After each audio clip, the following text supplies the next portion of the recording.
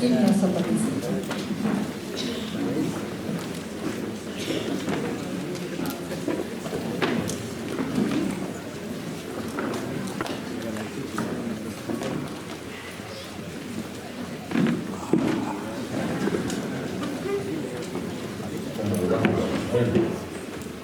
Alquimia zapatista. El valor de la palabra es algo que cuidamos mucho. Cuando nos referimos a alguien, no solo lo nombramos, sino que también nombramos su estar con nosotros. Así decimos hermano, hermana. Pero cuando decimos compañera, compañero, hablamos de un ir y venir de alguien que no está fuera, sino que junto nuestro mira y escucha el mundo y por él lucha. Menciono esto porque está aquí junto nuestro el compañero zapatista don Pablo González Casanova, quien, como es evidente, es en sí mismo un municipio autónomo rebelde zapatista.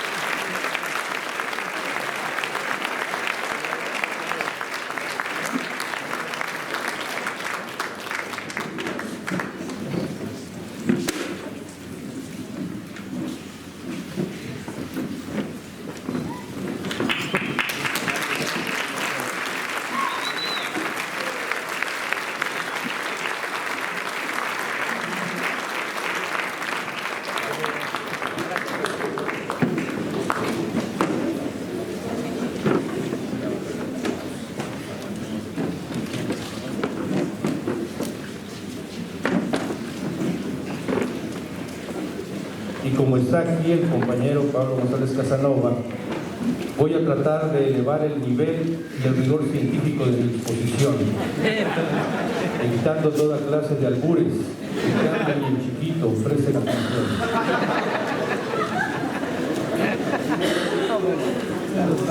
Esta no agarra ni onda. Alquimia. Antes de que se agoten su saldo, consultar en sus celulares y tabletas qué es alquimia en Wikipedia, y que me abrumen con toda clase de definiciones, les aclaro que con esto nos estamos refiriendo a un antecedente, a un paso previo, si es necesario o no, ahí lo vean, a la constitución de una ciencia como tal. O como decía el finado Marcos, la alquimia es una ciencia enferma, una ciencia invadida por los parásitos de la filosofía, el saber popular y las evidencias que saturan el complejo mundo de la comunicación actual. Según se puede leer en uno de los documentos que dejó a su muerte. En ese texto, el difunto señalaba que la alquimia no era necesariamente un antecedente de la ciencia en el sentido de la expresión "toda ciencia fue alquimia antes de ser ciencia", sino que era una no ciencia que aspiraba a ser ciencia. Dice también que la alquimia, a diferencia de las pseudociencias, no construye en base a una mezcla de verdades y conocimientos con evidencias y lugares comunes. La pseudociencia, señala, no se acerca a la ciencia, sino que se separa de ella y se convertirá en su enemigo más feroz y con mayor éxito de difusión en una situación de crisis. No constituye una explicación alternativa de la realidad, como sería en el caso de la religión, sino un razonamiento que suple, invade y conquista el pensamiento científico, ganándole la batalla más importante en una sociedad mediática, la de la popularidad. La pseudociencia no pretende ni aspira al argumento de la fe, la esperanza y la caridad, sino que ofrece una explicación con estructura lógica que embauca la razón. En sentido llano, la pseudociencia es un fraude propio de la charlatanería que abunda en la academia. La alquimia, por otro lado, aspira a liberarse, a curarse, a purgar los parásitos que son los elementos no científicos. Aunque reclama para sí el dudoso derecho de la paternidad de las ciencias, la filosofía, autodenominada la ciencia de las ciencias, es siempre, siguiendo el texto del difunto, uno de esos parásitos. ¿Acaso el más peligroso, continuó el fallecido, porque se le presenta a la ciencia como un consuelo a la afirmación negación del no sé, con el que tarde o temprano topa la ciencia. El afán por lo racional lleva a la ciencia a suplir la religión con la filosofía cuando llega a su límite.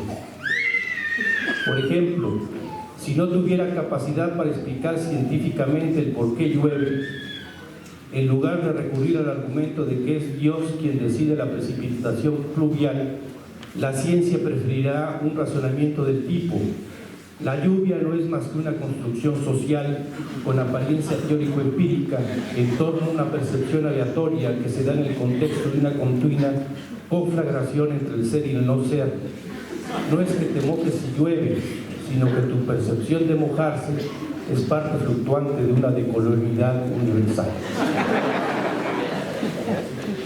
Aunque todo esto pudiera resumirse en muy supero de la lluvia si cae o te cae, la ciencia abrazaría esa explicación ajena, entre otras cosas, porque cree la ciencia que su capacidad de explicación está en el lenguaje y no en el poder de posibilitar la transformación de la realidad. Conocer para transformar, nos dijeron aquí hace unos días. La filosofía le vende con éxito a la ciencia su certificado de legitimidad. Eres ciencia, dice, cuando alcanzas una lógica en el lenguaje, no cuando puedes conocerlo. Si vamos más allá, para la alquimia zapatista, la ciencia no solo conoce la realidad y posibilita su transformación, también el conocimiento científico va abriéndose camino y definiendo nuevos horizontes. Es decir, para la alquimia zapatista, la ciencia cumple al llegar continuamente al falta lo que falta. Si en el pensamiento filosófico y el científico del siglo pasado las ciencias iban desmontando las explicaciones religiosas, ofreciendo un conocimiento comprobable, en la crisis por venir, las pseudociencias no se enfrentan a la realidad con una explicación mágica, sino que invaden o parasitan las ciencias, primero con el objetivo de humanizarlas, después con la meta de suplirlas. Las filosofías se convierten así ya no en el tribunal que sanciona la cientificidad de acuerdo a la estructura lógica del lenguaje, sino en la explicación genérica, naturista y homeopática frente a la explicación de patente o científica. Para que me entiendan, para la filosofía posmoderna, las microdosis son la mejor arma contra los grandes monopolios farmacéuticos. La popularidad de las pseudociencias radica en que no es necesaria la formación científica. Basta nutrirse en los recovecos del lenguaje, suplir la ignorancia con la pedantería mal disimulada y las evidencias y lugares comunes con la elaboración lingüística compleja. Frente a una afirmación del tipo, la ley de la gravitación universal afirma que la fuerza de atracción que experimentan dos cuerpos dotados de masa es directamente proporcional al producto de sus masas e inversamente proporcional al cuadrado de la distancia que los separa, la ciencia recurrirá a la observación y la experimentación, mientras la filosofía analizará el razonamiento lógico en el lenguaje. Otro ejemplo, una aseveración de las neurociencias, del tipo: una lesión en el área 17 del lóbulo occipital puede causar ceguera cortical o puntos ciegos, dependiendo de la extensión de la lesión. Esto puede ser comprobado con resonancia magnética funcional, con un electroencefalograma o con tecnologías semejantes. Para esto, claro, fue necesario que la ciencia avanzara hasta poder estudiar el cerebro y explicar sus partes. También fue necesario el desarrollo de otras ciencias que permitieran la tecnología para obtener neuroimágenes funcionales. Cuando a recomendación de una compa leí un excelente texto que se llama El hombre que confundió a su esposa con un sombrero, del neurólogo Oliver Sacks. Era un señor que llega ahí y dice: bueno, ya me voy, y agarraba a su mujer y se la quería poner, pero para él era un sombrero, tenía esa dificultad para ubicar una cosa y otra. Cuando leí ese texto, pensé que se había quedado el neurólogo Oliver Sacks con las ganas de abrirle la cabeza al hombre para ver qué pasaba en su cerebro. Yo hubiera preferido abrirle la cabeza a la esposa para entender cómo podía aguantar que la confundieran de esa forma y no le arregló la disfunción a su marido con un buen sapo. Ahora, el avance científico-tecnológico hará posible estudiar, por ejemplo, lo que ocurre en el cerebro del gato perro sin necesidad de abrirle la cabeza. Sin embargo, frente a una explicación científica del funcionamiento del cerebro, la pseudociencia ofrecerá su propia explicación utilizando un lenguaje pretendidamente científico y nos dirá que los problemas que tenemos se deben a que no hemos desarrollado la capacidad del funcionamiento cerebral. Así, pululan las teorías de que la inteligencia se mide por el porcentaje de uso del cerebro. Una persona más inteligente es la que usa un porcentaje mayor del cerebro. Por ejemplo, Donald Trump y Enrique Peña Nieto tendrían en común que usan el 0,00000 hasta mañana % del cerebro, mientras que Einstein había usado, digamos, el 30%. El éxito de la película Lucy no es solo de taquilla y porque es de Luc Besson y porque sale mi ex Scarlett Johansson.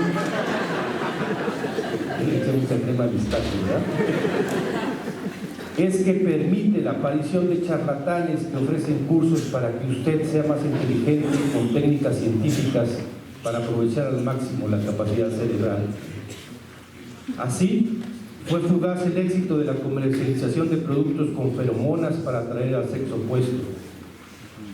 Si usted, mi bueno, agarra en el autobús, no es porque no se despegue de la pantalla de la televisión o de la computadora, sino a que no utilice este jabón perfume que al primer uso verá cómo se le arrojan encima como si fuera usted youtuber, twitstar o el medio de moda.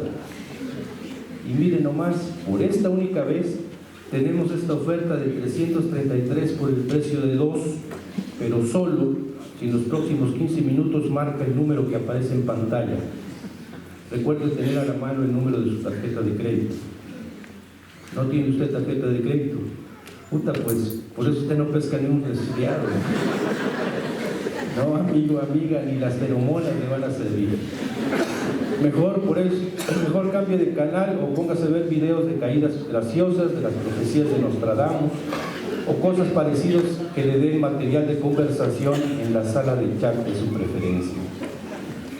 Pero al relevo está la chambonada de la capacidad cerebral que está supliendo las feromonas con productos que desarrollan sus capacidades cognitivas y puede ser usted, amigo o amiga, una persona de éxito y aprender pilotaje y reparación de naves interestelares en YouTube.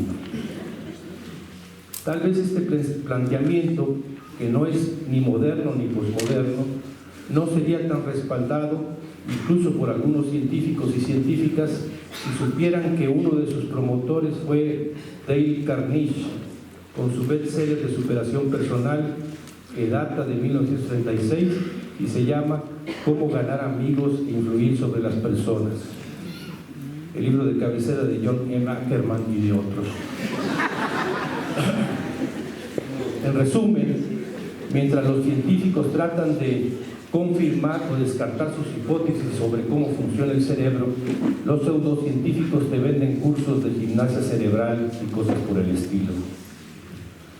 Y en general, mientras las ciencias requieren rigor, estudio, teoría y prácticas exhaustivas, las pseudociencias ofrecen el saber al alcance del clic de ese oscuro objeto del deseo del gato perro, el mouse de la computadora. O sea, que la ciencia no es fácil, cuesta, exige, demanda, obliga. Por eso es comprensible, incluso entre quienes son científicos, que no sea popular. Y luego, la ciencia no hace nada por sí misma y le da por romperte el corazón sin ninguna contemplación. A mí, por ejemplo, me pasó. Tienen que ser fuertes y madurar para lo que les voy a decir. Siéntense, relájense, pónganse en armonía con el universo y prepárense para conocer una cruda y cruel verdad. ¿Están listos? Bueno, resulta que la moca no existe.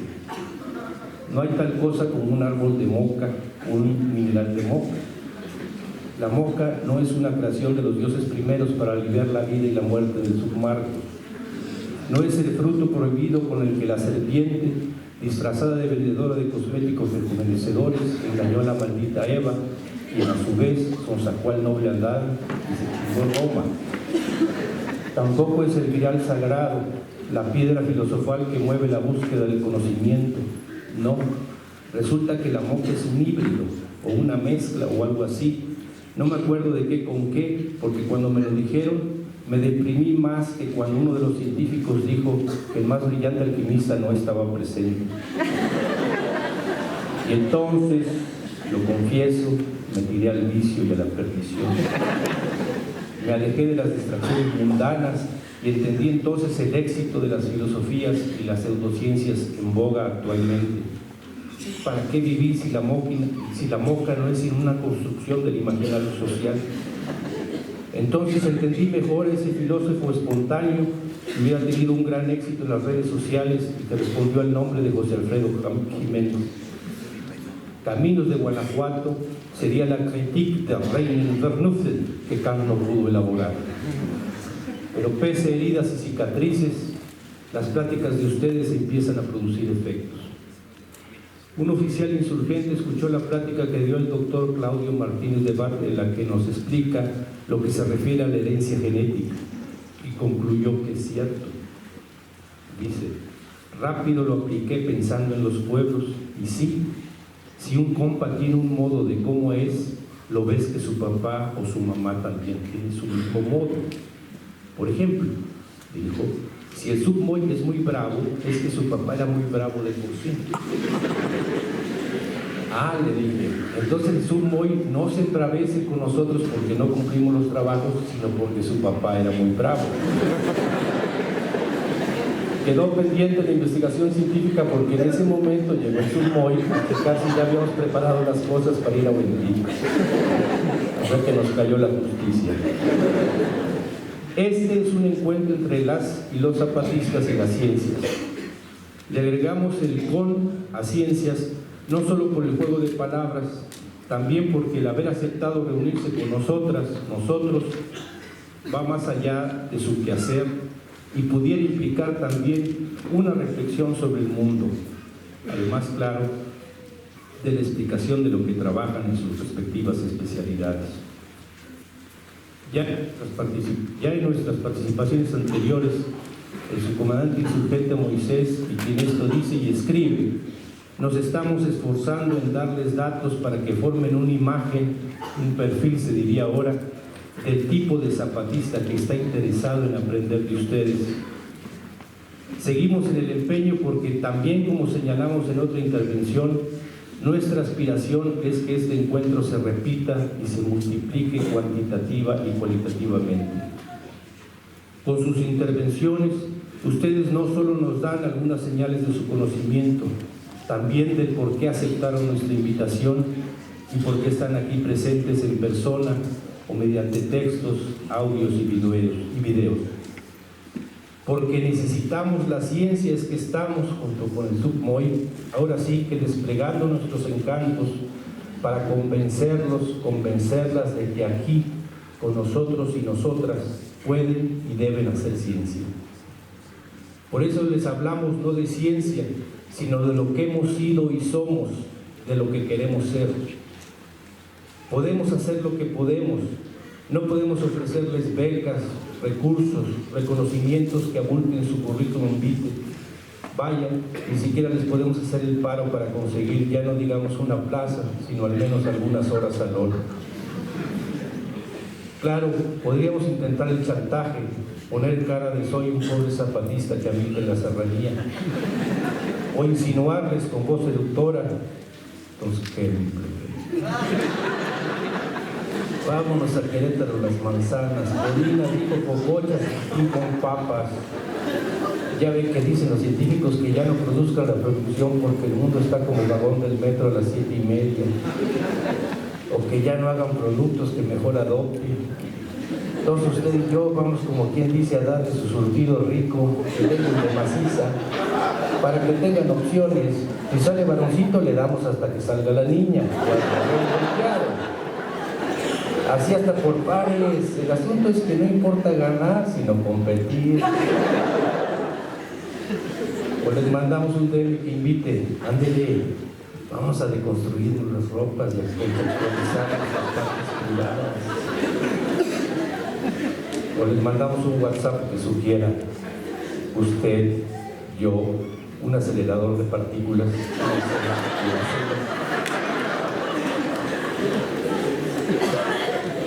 Podríamos, aunque seguro que no tendríamos éxito. Lo que pensamos es hacer lo que estamos diciendo, mostrándonos como somos y cómo hemos llegado a ser lo que somos. Para que no se sientan en desventaja al saber lo que les voy a decir, que es que no están siendo solo escuchados, sino también están siendo evaluados. La clausura de este encuentro, el día 4, pasado mañana, es la evaluación que hacen de él las 200 encapuchadas y encapuchados, compañeros y compañeras nuestros, bases de apoyo zapatistas, cómo valoran la participación de ustedes. Por eso es que tratamos de darles elementos para que ustedes nos evalúen y puedan responderse a la pregunta compleja de si vuelven o archivan estos días en la carpeta de no volver a repetir nunca jamás. Esa evaluación ahora sí que será nuestra primera desavenencia y tendremos que decidir si la superamos como personas maduras y recurrimos a una terapia de parejas o hasta ahí no más. En todo caso, es de esperar que en el viaje de regreso a sus lugares se digan para sí, ¡puta madre! Y yo que me quejaba del CONACYT y su sistema nacional.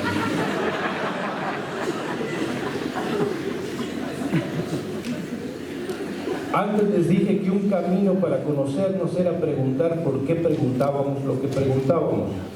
Así que otras preguntas podría decir, ¿qué entienden o esperan de la ciencia y de los científicos? Para nosotros, la ciencia significa un conocimiento que no depende de otros factores. Ojo, la ciencia, no la investigación científica. Es decir, por ejemplo, la ciencia exacta por antonomasia, la matemática o las matemáticas. Hay una matemática capitalista y una de abajo a la izquierda. Pongo ese ejemplo extremo porque a partir de ciencias en proceso de constitución, o jóvenes, como se dice, con los comprensibles errores y tropezones explicativos, se generaliza y se dice, la ciencia es culpable de tal y tal cosa. La ciencia es racista, discrimina, no toma en cuenta el drama personal y pasional del científico. Y de ahí, en el apocalipsis del gato perro, pasar a convertirse en la madre de todas las desgracias. Nosotras zapatistas, no hacemos ciencia, pero queremos aprenderla, estudiarla, conocerla, aplicarla. Conocemos el cortejo que tenemos de las pseudociencias y su ruta de optimización de la pobreza. El querer engatusarnos diciéndonos de que los no conocimientos que tenemos son en realidad saberes, dice. Voy a dejar de lado que esa posición invariablemente viene de la mano de quien nunca ha hecho ciencia. Quiero decir, además de los experimentos de laboratorio en la secundaria o en el nivel que sea. Así nos dicen y nos ponen de ejemplo que sabemos cuándo hay que sembrar. Cierto, sabemos cuándo hay que sembrar. Identificamos ciertas señales en la naturaleza y por usos y costumbres sabemos que hay que plantar la semilla. Pero no sabemos por qué con esas señales se indica el inicio de la siembra, ni cuál es la relación entre esas señales. El interés de la juventud zapatista por la ciencia, como en el ejemplo del estafiate que nos platicó el subcomandante surgente Moisés hace unos días, encuentra eco y apoyo ya en los adultos y ancianos, porque el cambio en el clima ha provocado que las señales se vuelvan borrosas. Ocurre ahora, con el cambio climático, que los tiempos de seca o de lluvia se han trastornado. Ahora llueve cuando no le toca y no llueve cuando le toca.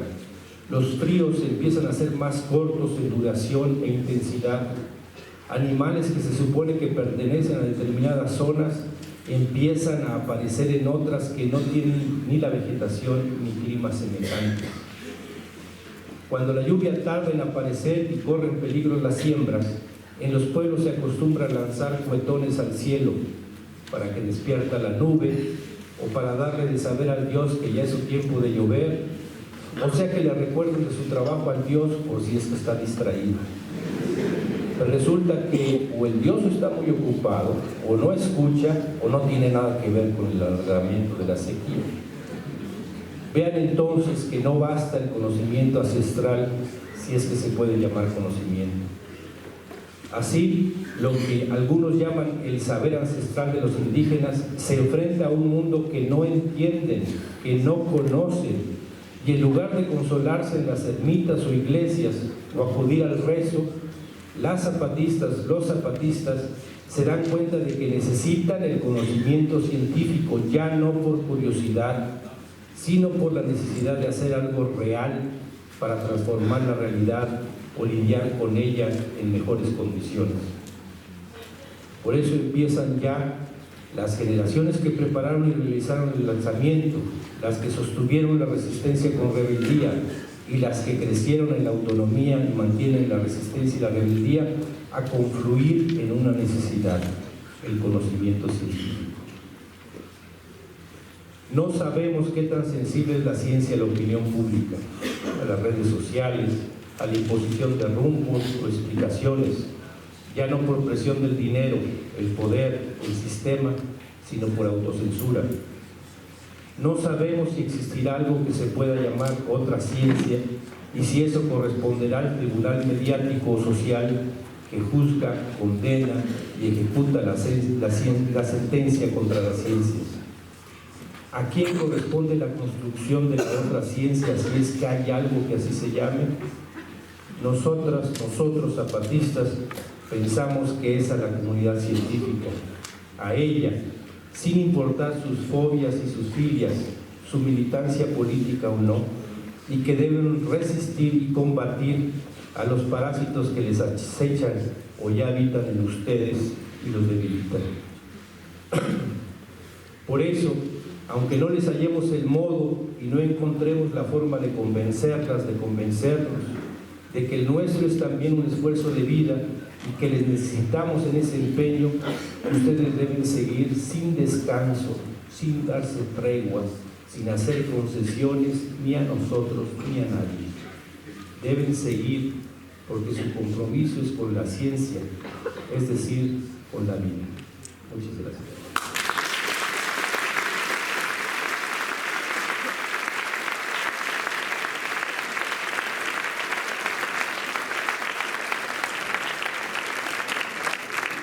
El cuaderno de apuntes del Gato Perro, el 3 de 3 del Gato Perro. No sé si todavía, pero hace unos 10, 12 años se cantaba, bailaba el ska. ¿Todavía se baila? Ya no. Están puro viejito allá aquí. Recuerdo vagamente que se organizaban conciertos para la banda y en solidaridad con las distintas luchas populares.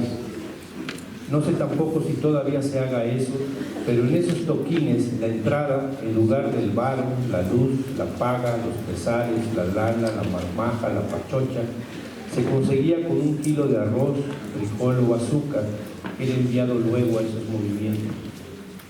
Algunos de esos conciertos fueron en apoyo a la resistencia de las comunidades zapatistas y en aquella ocasión, creo que en 2004, me mandaron unos videos donde solo se veía una nube de polvo en la que vagamente la banda brincaba como si tuviera hormigas en la colisión, al ritmo de la carencia, que es lo que Defensa Zapatista encontró al buscar en internet el significado de la susodicha palabra. Le dije al compa que no se veían ni más palomas. Me respondió que tal vez era mi compo porque en la de él se veía, sí, textualmente, chido, mano, chido. Luego resultó que su computadora era de esas ultramodernas, con palanca al piso, helipuerto, mesa de boliches, celular. Y la mía, pues como les diré, usaba el sistema operativo de disco, o DOS, que lo más moderno que leía eran los disquetes de 5/4 de pulgada, lo que era como tratar de leer la llamada Piedra del Sol, que estaba en el Museo Nacional de Antropología, con la ayuda desinteresada de IBM. En una vuelta que se dio a estas montañas, el compa revisó mi computadora portátil y sentenció, cito textualmente: no, pues está cabreras. Y peor que ni es el video original, ese quién sabe de quién es. Este es el efectivo, el merengue Méndez. Y puso ya otro video tomado desde el teclado.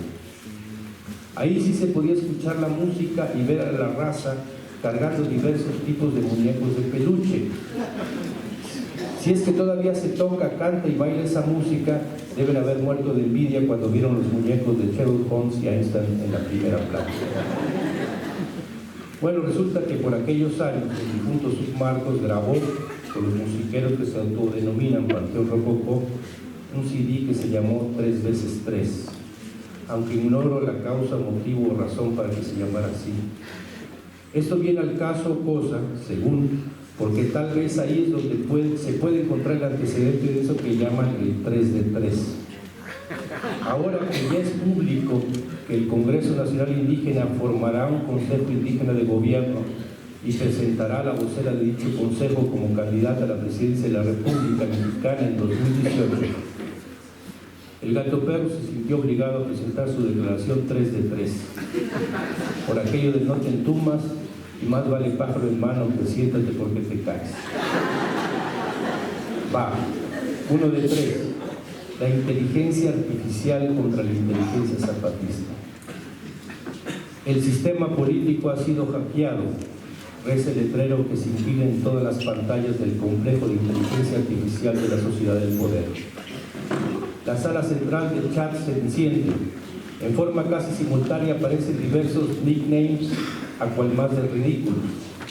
Empieza un parloteo insulso que cesa inmediatamente cuando aparece el nickname de Bossi. No es una reunión como cualquier otra. Y no me refiero a que nadie asiste de cuerpo presente, ni siquiera aparecen los avatares de rigor, solo voces. Pero cada voz sabe su lugar en la jerarquía. Mientras menos hable, mayor su rango. En este momento, una voz señala: no creo que haya de qué preocuparse realmente. Es claro que eso no hará sino saturar aún más el centro.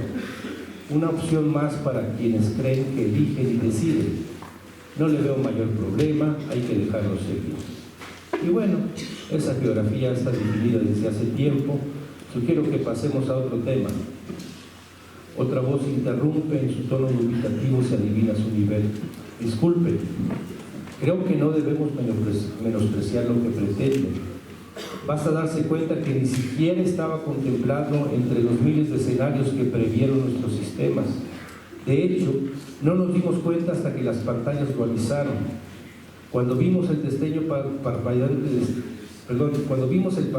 destello de warning, el sistema político ha sido hackeado, pensamos que era otra incursión de hackers y que no habría de qué preocuparse. Los firewalls se encargarían no solo de anular el ataque, también de contraatacar con un virus que devolvería al intruso a la comunicación con señales de humo. Pero no, el sistema ni siquiera advertía de un virus o de un riesgo de infiltración, simplemente señalaba que estaba algo para lo que no tenía ni siquiera una tipificación para clasificarlo. Otra voz, mismo volumen, tono parecido. Coincido, la propuesta es demasiado arriesgada como para que se conformen con disputar el centro. Estuve haciendo cuentas y creo que apuntan a quienes ni siquiera aparecen en nuestra estadística. Esta gente quiere destruirnos. Varias voces estallaron en murmullos. Las pantallas se empilaron con textos con caracteres ilegibles para los no conocedores. Una voz cuestionó: ¿qué sugiere? El vacío, dijo una voz. Que los medios miren hacia otro lado. Ya lo hemos hecho antes, así que no habrá problema. Procedan, dijo otra voz, y varias pantallas se iluminaron con la sentencia offline. Solo quedaron las voces pequeñas. Bueno, dijo una, pues creo que otra vez tendremos que lidiar con sorpresas no previstas. ¿Y tú qué harías?, preguntó. ¿Recuerdas el chiste malo de hace unos años de que si querías prepararte para el futuro tendrías que aprender chino? Bueno, yo recomendaría empezar a estudiar lenguas originarias. ¿Y tú? Bueno, podríamos tratar de encontrar un puente, algún tipo de comunicación. ¿Y para qué? Pues para negociar condiciones dignas en la cárcel, porque no creo que esa gente ofrezca amnistía alguna, ni anticipada ni posterior. ¿Y tú qué sugieres? Una voz hasta ese momento en silencio dijo: diría que aprender, pero creo que ya es demasiado tarde para eso. Pero tengo una hipótesis, continuó. Lo que ocurrió es que la inteligencia artificial que anima nuestro servidor central funciona con los datos con los que lo alimentamos. En base a ellos, la inteligencia artificial prevé todos los escenarios posibles, sus consecuencias y las medidas a tomar. Lo que pasó es que lo que hicieron no estaba en ninguno de nuestros escenarios. La inteligencia artificial, como quien dice, sacó de onda y no supo qué hacer, activando simultáneamente la alarma anti-hackers y el antivirus y echando a andar la reacción al escenario más cercano que tuvo en la mano, es decir, el Submarcos como aspirante presidencial. Otra voz lo interrumpe: pero el Marcos ya está muerto. Pero el Marcos ya está muerto, ¿no? Está, responde otro, pero por lo mismo. Ya si ya no tiene remedio, pues no. Perdón, ya no tiene remedio, pues no es ustedes, responde una voz. Pero yo ya tengo apartado el vuelo para Miami. Otro: yo ya miro con temor a la indiada. Nunca se me hubiera ocurrido que podrían llegar a mandar. En forma casi simultánea, las distintas pantallas se iluminaron con la misma frase: Stand-by mode. Las luces rojas siguen encendidas, las sirenas de alerta suenan alarmadas todavía. Lejos de ahí, unas mujeres del color que somos de la tierra apagan su computadora, desconectan el cable del servidor y sonríen y parlotean en una lengua incomprensible. Entonces una niña llega y pregunta en español: oye, mamás, ya lo acabé la tarea, ¿ya me puedo ir a jugar? Es que no hemos completado el equipo, pero no preocupas, mamás, ya vamos a hacer más. De repente dilata, pero ya vamos a hacer más. Las mujeres salen corriendo y riendo detrás de la niña. Corren y ríen como si al fin hubiera un mañana. Soy Fe. Gracias.